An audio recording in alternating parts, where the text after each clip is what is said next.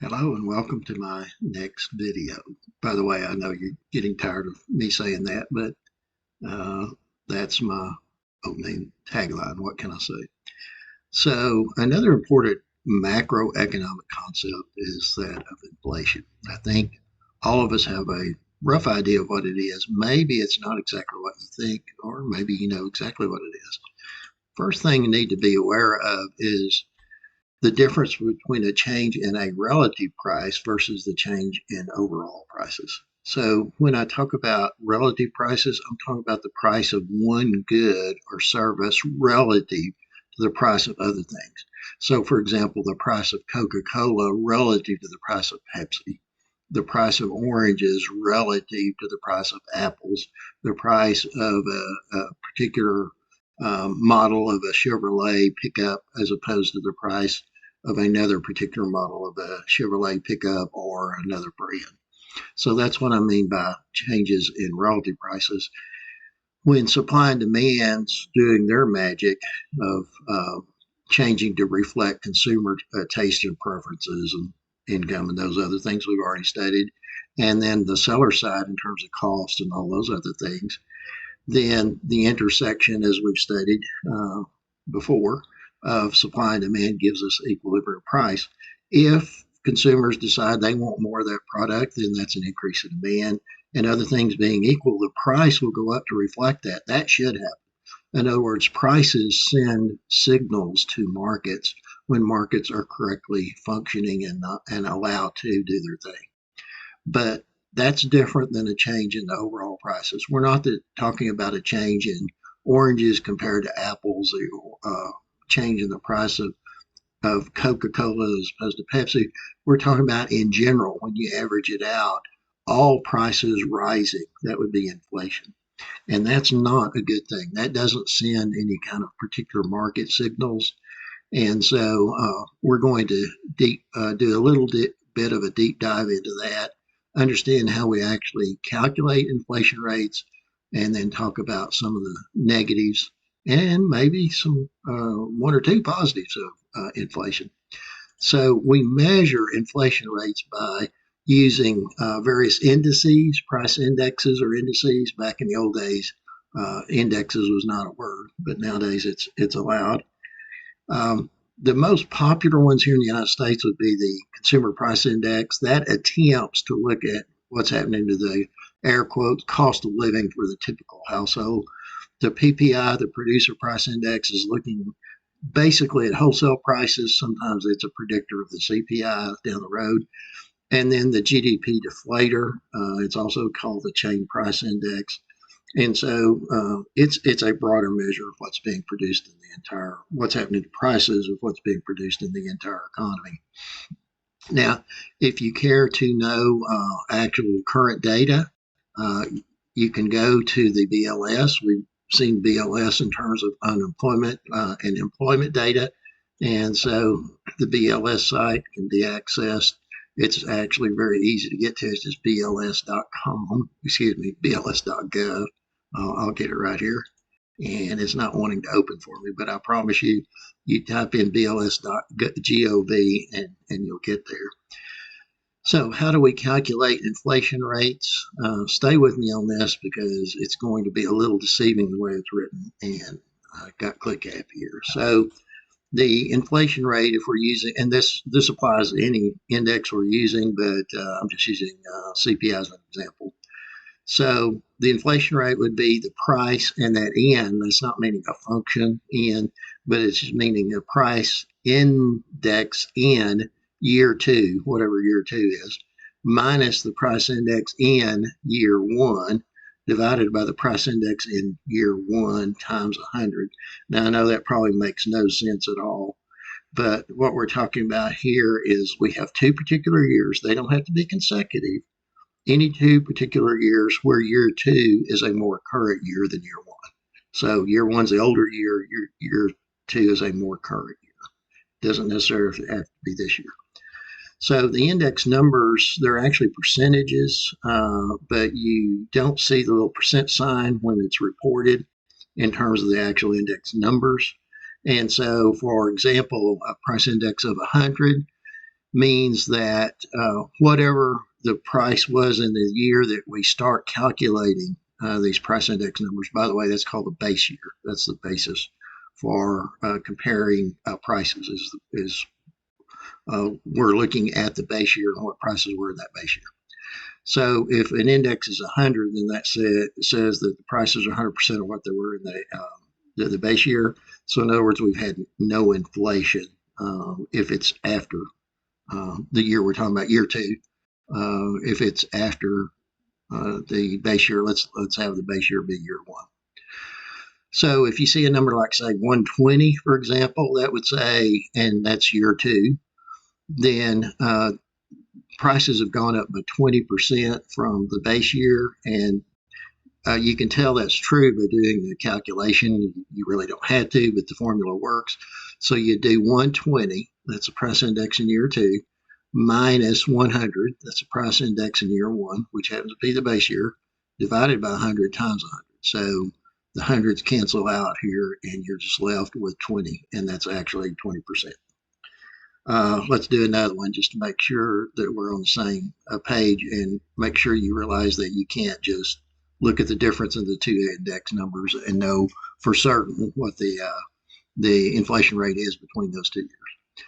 Now, by the way, one other word is, I'm not saying that's an annual rate of inflation unless year one and year two are consecutive.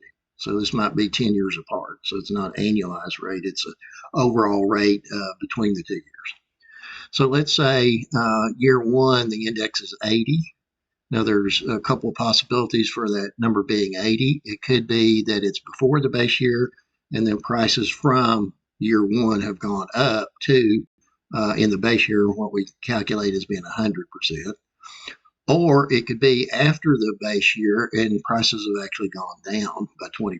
So that's what a number like 80 would mean. But let's say year one, the price index number is 80, and in year two, let's say the price index number is 120. So that doesn't mean that prices have gone up by only 20% from year one to year two. Now, it does mean the price has gone up by 20% from the base year, like we talked about just before. But let's use the formula to calculate. So it would be 120 minus, but now it's 80, not 100, over 80, not 100, times 100. And so that's 40 over 80, so that's 1/2, or when to do a percentage, that would be 50%. So I hope that you see how inflation rates are calculated using that little formula.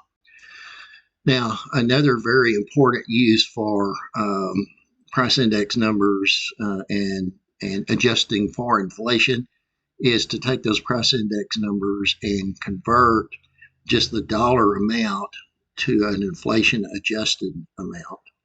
And so when we do that, we're going to use another formula. This will give you information about the market basket of goods. Here's the formula. And when you've adjusted for inflation, we call that the real value. So it could be real GDP, it could be real wages, it could be anything that we've adjusted for the impacts of inflation.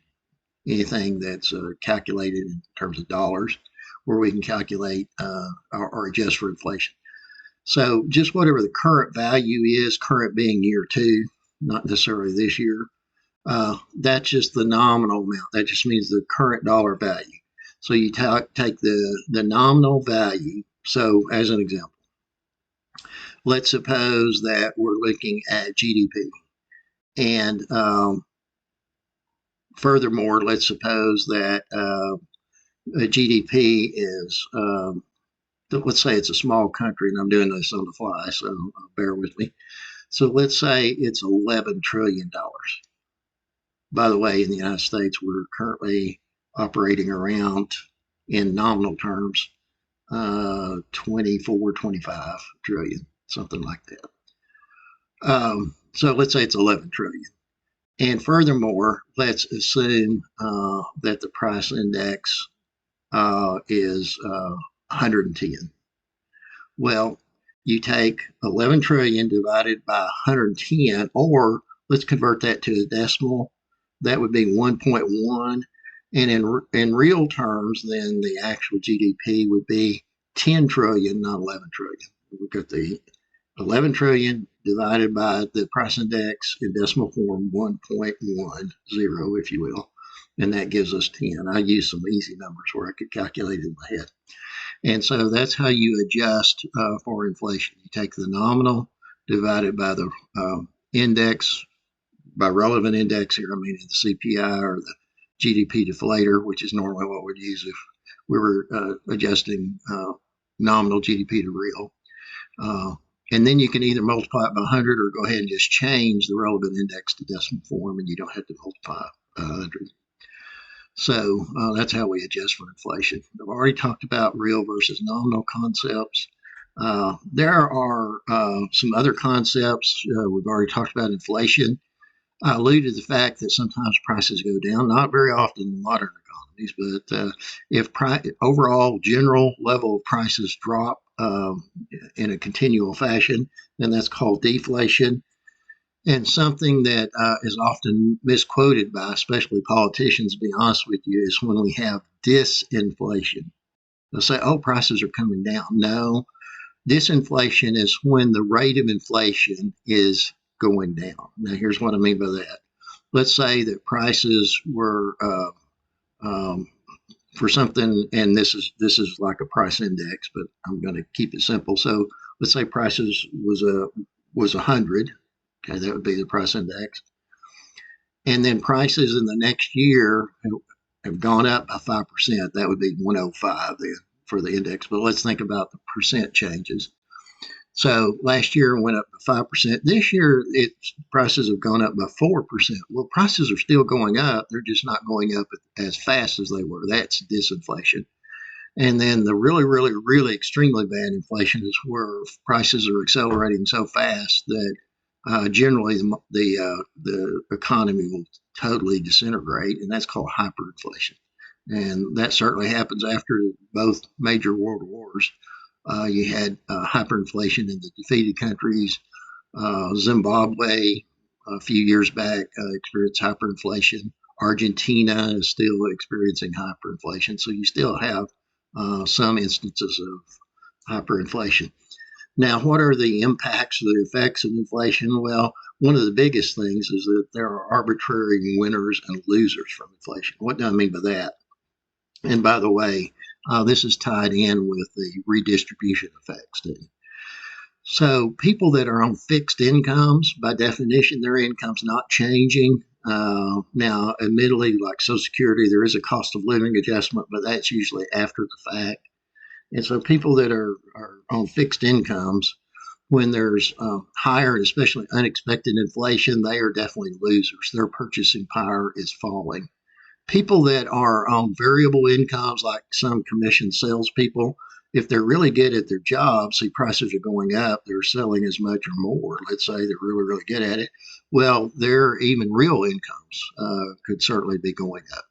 And so you have a redistribution from, so the losers, we'll call them, not a pejorative at all, just the fact they come out on the bad end of the stick of unexpected inflation, especially if it's unexpected, unanticipated. Some books will use that term. People on fixed incomes, like Social Security in general, outside of the cost of living changes. So they're the losers. They lose out on unexpected inflation. Winners are people on variable income that at least can not only keep up with their income with inflation rates, but probably exceed it. You also have people that are savers and borrowers. And here's something that's kind of pervasive. In unexpected inflation, savers actually are losers because they're putting those dollars into their savings account. Those dollars with unexpected inflation now will purchase less, so they are losing. Borrowers, on the other hand, they're taking out money and buying what that money's worth today in terms of purchasing power, but then they're paying back cheaper dollars in terms of purchasing power. So in a very perverse way, winners are people that are in debt up to their heels, well, in debt anyway, and losers are people that are trying to do a good thing and save. So you can see that, in my opinion, that's one of the big negatives. There's also tends to be a redistribution upward in terms of wealthy people because their assets generally appreciate a little faster than people that don't have many assets. And so there's that redistribution effect. Then there's just increased uncertainty. In other words, if you're starting a small business and you can't really anticipate your cost of doing business because inflation is variable and unexpected, you don't know what's going to happen, then it's very hard for you to know how to invest. What level of investment do you undertake to even start the business? So it really reduces the efficiency in the economy.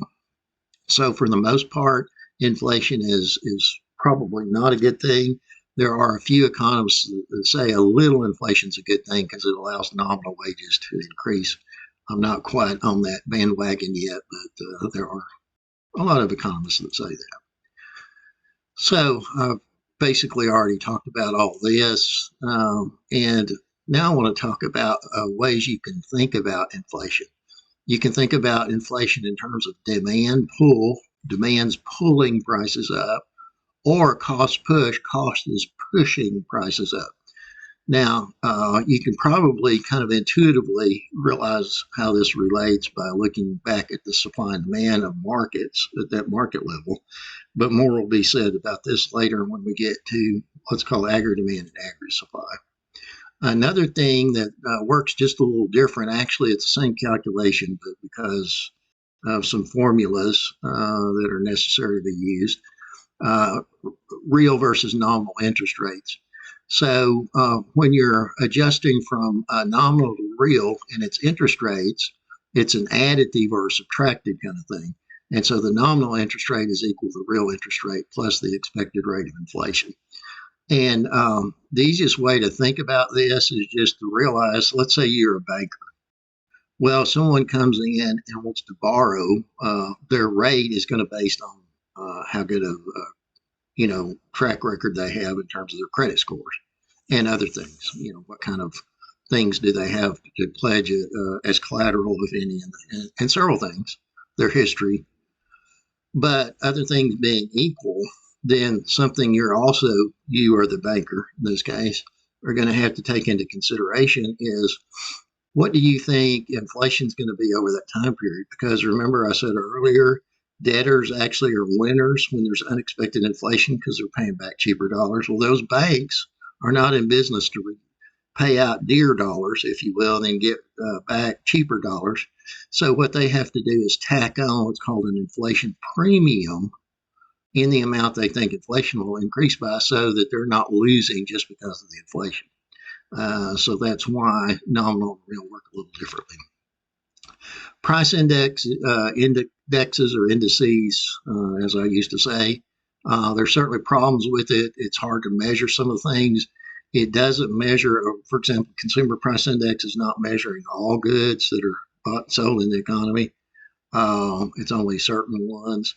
And it doesn't take into things such as substitutions. So maybe one item is in the market basket of goods that's used to calculate the price index in the base year and then track that same market basket of goods over time. And if people are substituting out into something else, then the effects of that, maybe the price of that thing in the market basket is going up, and maybe everybody's buying the other thing. And we fix the weights to be the same, so we're just looking at what's happening to prices. So there are certainly problems with price indexes. Obviously, this is just an overall or average too, so it is not necessarily how things are impacting you directly and specifically. So you're going to see like unemployment rates, price indexes, and inflation calculations, GDP, another video. All of these, there's some caveats to how we measure all this stuff. And so I hope you have a little bit of a flavor of exactly what inflation is and what inflation is not now.